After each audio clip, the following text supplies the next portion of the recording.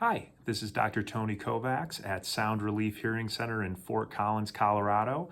And today we're going to cover how to clean your Widex behind the ear device.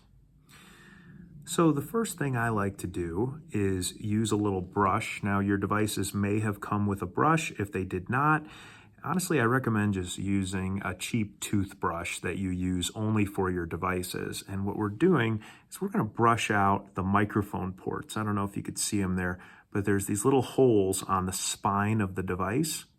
Those are called microphone ports. And those can get a little bit of debris in them. So we just want to take the brush and just kind of brush them out a little bit.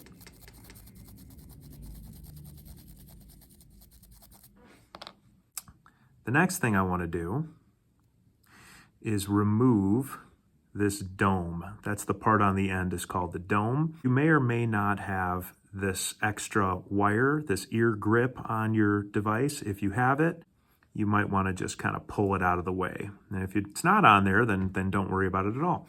So put your fingertip on the end of here, work a thumb underneath to get some material under your thumb, and with your pincher fingers, you want to pull this whole thing off.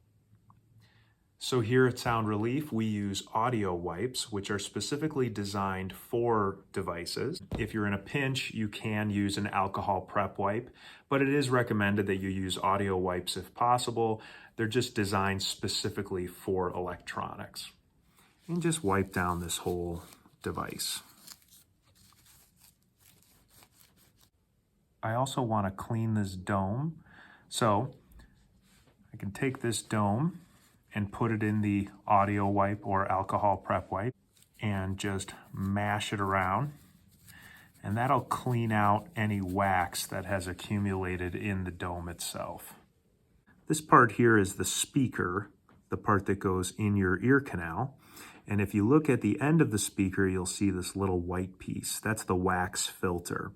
So if even a little bit of wax gets in that wax filter, it can clog the device and stop sound from coming out. So we're going to change that wax filter. You might have this in your goodie bag. These are the new wax filters. So you just open it like that, and you'll see all these little sticks in there. What you want to do is pull one of these sticks out, and you'll notice that on this stick, one side has a little white piece and the other side does not. The white piece is the new wax filter. So what we're going to do is we're actually going to take the empty side here, and we'll take our device and we're going to stick the empty side directly into the end here. And if you stuck it in correctly, it'll actually stick, you got to get it nice and straight, and it'll stick right in there.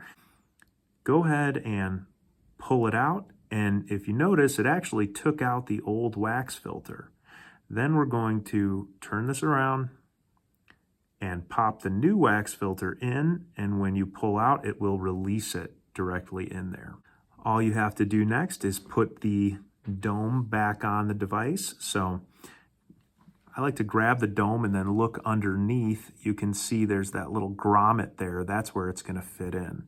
So just line that up and wedge it back onto the device. You might want to do a slight little tug test to make sure it's not going to pop off in your ear canal. We recommend that you do this approximately once a month or for general troubleshooting. If your devices are not working or one of your devices is not working, chances are it's either the battery or the wax filter. So if you need help with either of those things, please give us a call. Have a great day. Thanks.